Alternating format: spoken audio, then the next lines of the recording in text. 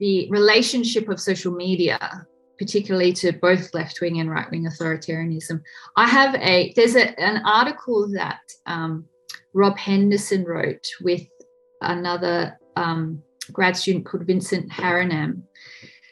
We published it a couple of years ago, and it's called "Political Moderates Are Lying."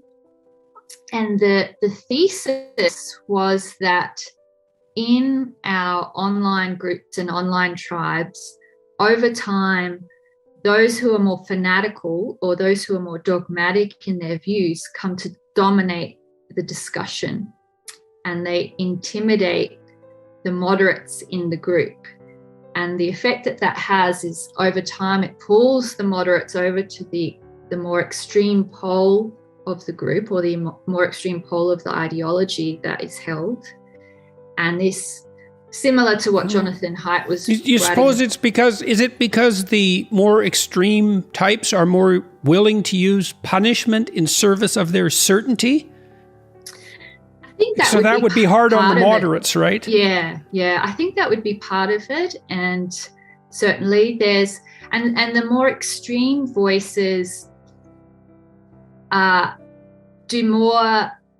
So you get into this moral grandstanding and this performative sort of behavior, and they impose more costly signals on themselves and others. So, and this happens in groups that are both left-wing and right-wing. And I'm more familiar with the dynamics on the left because we've covered it a lot at Quillette. But if you've got like an artistic community, and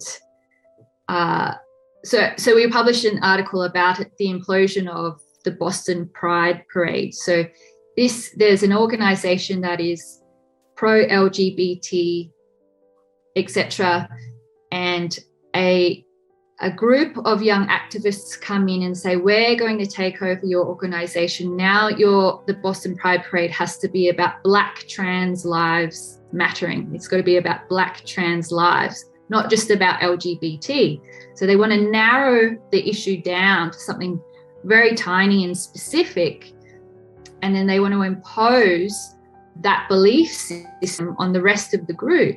And now the moderates in the group are thinking, well, I want to be part of the Boston Pride group. I want to go and march for LGBT people and lesbian and gay rights and transgender rights. I want to be involved in that, but I can't sign on to these quite extreme demands. And this group of activists wanted to sort of pivot the Pride March away from just LGBT and towards Black trans lives, had a suite of demands where they had to, the white people of the group had to acknowledge that they were colonialists and they had stolen from the native peoples, and they had to rally against gentrification. So this whole suite of sort of pseudo-Marxist demands came along in this package, and the moderates just give up. They're either intimidated or cowed into silence, leave the group, or just cave in. And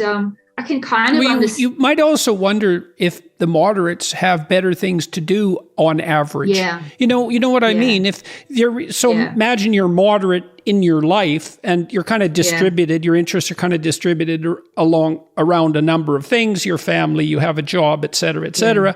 And so you're tangentially involved with the group. But when push comes to shove, well, if someone's getting hostile and it's starting to cause you a lot of grief and misery, then it's easy enough to bow out. And absolutely, that's exactly right. And the concern I have is that I'm seeing, so this is sort of like a deranging dynamic that is now happening where tiny minorities of fanatics are pulling their respective communities and their ideological tribes away from the center. And it's not just happening on the left. I'm seeing it more and more happening on the right.